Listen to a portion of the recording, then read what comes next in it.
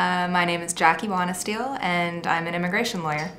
I sort of had this idea that I would work in the world of international development and going to developing countries and helping people there. It was sort of a vague notion. I was studying international relations at the time, and particularly I was looking at issues of transitional justice after atrocities, mass atrocities around the world, and specifically in Africa. I'd studied Rwanda. So what was happening in Sudan at the time really caught my attention and worried me and upset me. So Stan sort of provided that opportunity to take some action in whatever minimal way that I could. I think the first time anyone from a Western country like Canada goes to a developing country, it's jarring. The first time you see the poverty and little children out on the streets begging for money, that sort of thing, it's difficult. I had gone with some members of STAND who were accompanying an international organization, an NGO, who were there doing development work. And our purpose in being there was to go visit the camps and bring the stories from those camps back to Canada to improve our advocacy efforts for the Darfur region in Canada. So we were walking through the camps and interviewing people through translators. And being there and looking at people in the eye who are begging you for help. And not really being able to do too much. That's really hard because we weren't there to make promises, we weren't there handing out food, we were just there telling stories. And everyone was so willing to tell their stories and these awful experiences that they've been through. They recounted in all this detail, and at the end of that they would say, okay, are you going to help me? Are you going to help my family? And to not be able to give them the answer that they were looking for was really tough.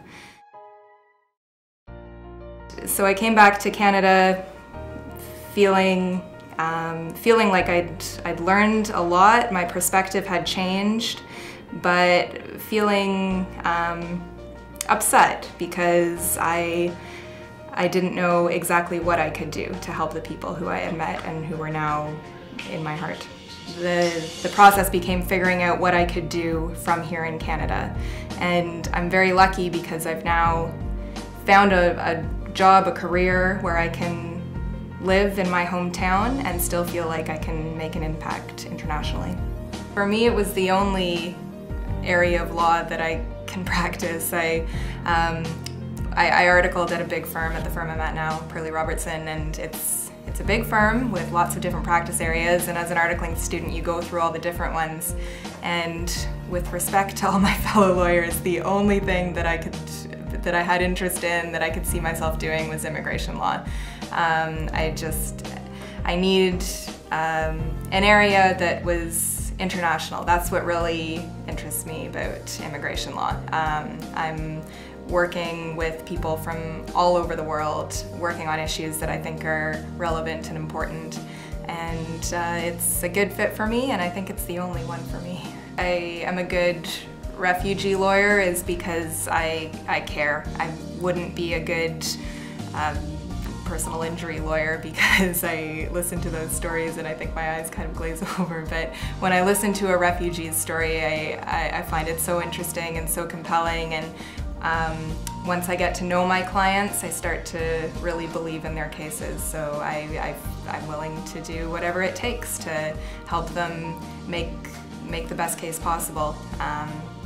The ways that we help are to help ease the process, help them to understand what they need to do to make a refugee claim in Canada, and then help them to tell their stories. And for me, I really love that part because I think maybe partly because of my experiences going to the camps in Darfur and listening to stories there, now I listen to stories here and I actually have a concrete way to help people here.